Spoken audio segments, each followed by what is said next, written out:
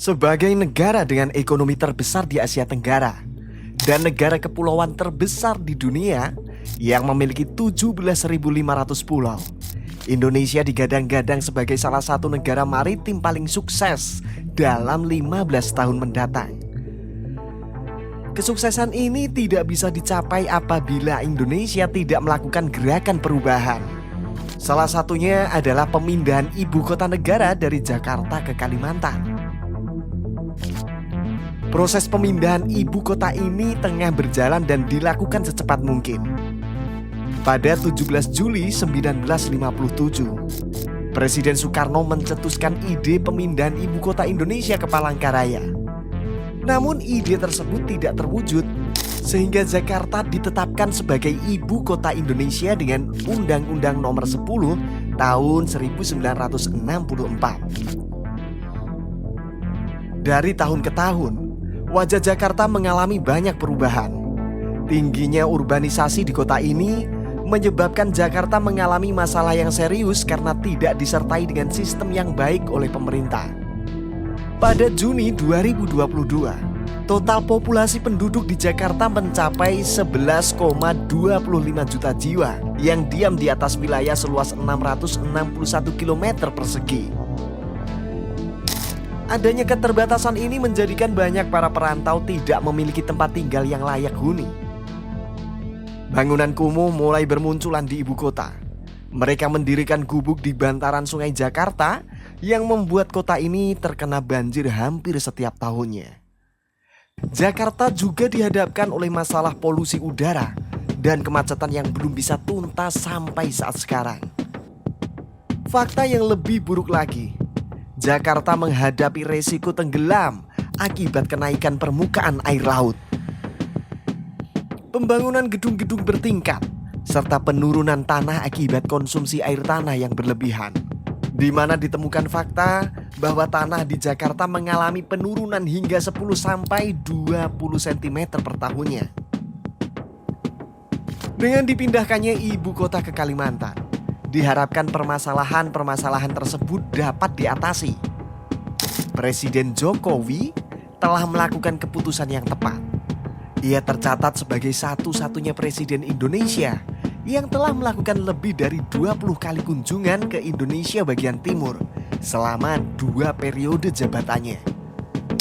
Meskipun awalnya pemindahan ibu kota ini sempat mendapat penolakan, namun Jokowi memutuskan untuk meneruskan pembangunan IKN sebagai jawaban atas persoalan kota Jakarta yang begitu rumit.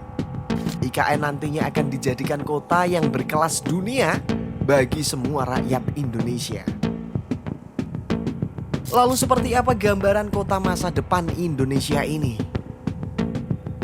Sebagai kota masa depan untuk mewujudkan Indonesia menjadi negara 5 besar penguasa ekonomi global, nantinya IKN akan dilengkapi berbagai infrastruktur canggih dan juga sistem penataan yang baik, yang berkelanjutan dan ramah lingkungan.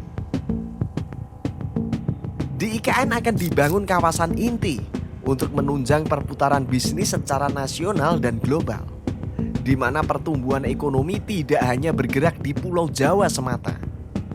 Istana Kepresidenan mulai dibangun pada Januari 2023.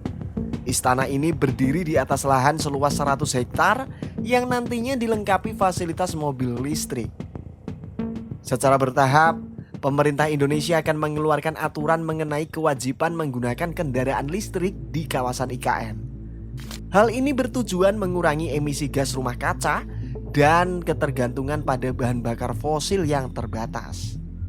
Untuk mendukung penggunaan kendaraan listrik yang masif di IKN, rencananya akan dibangun stasiun pengisian kendaraan listrik umum atau SPKLU di Kompleks Istana Kepresidenan. Selain itu, di kawasan IKN juga sedang dibangun dermaga baru.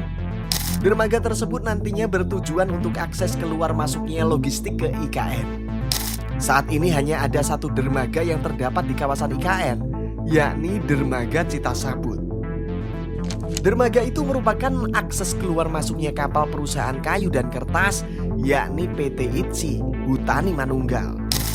Oleh sebab itu, Dermaga baru ini akan jadi solusi agar akses keluar masuknya logistik ke IKN tidak terganggu. Akses masyarakat juga lebih mudah apabila ingin berkunjung ke IKN. Selain dermaga, pemerintah Indonesia akan membangun jalan tol, kereta api, dan terowongan bawah laut. Rencananya pembangunan itu dimulai dari Bandar Udara Internasional Sultan Haji Muhammad Sulaiman Sepinggan. Pembangunan rel kereta api dan jalan tol akan dibangun secara melengkung agar melindungi kelestarian hutan lindung Sungai Wai. Sedangkan untuk pembangunan terowongan bawah laut, pemerintah masih melakukan studi kelayakan untuk melindungi biota laut dan juga hewan lindung. Saat ini sudah ada 2 alternatif bagi masyarakat yang ingin mengunjungi IKN, yaitu jalur laut dan jalur darat.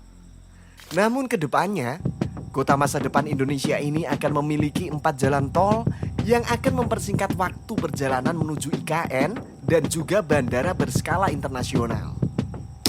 Pada akhirnya, pemindahan IKN ini adalah bagian dari visi pemerintah sebagai strategi untuk mencapai Indonesia Maju tahun 2045. Pemerintah bersama-sama dengan seluruh rakyat Indonesia harus bersatu untuk mengawal pembangunan yang sudah direncanakan akan terlaksana secara konsisten, terstruktur, sistematis, dan masif. Dengan demikian Indonesia Maju 2045 akan menjadi kenyataan bukan fata morgana. Ketika semakin dekat, Indonesia dapat mengimbangi negara maritim yang sudah lebih dahulu maju, seperti Jepang, Kanada, New Zealand, dan Selandia Baru. Bukan mustahil juga Indonesia dapat melampaui mereka. Kira-kira mampukah Indonesia mewujudkan visi Indonesia Maju tahun 2045 dengan kota masa depan IKN? Tulis di kolom komentar ya. Bye-bye.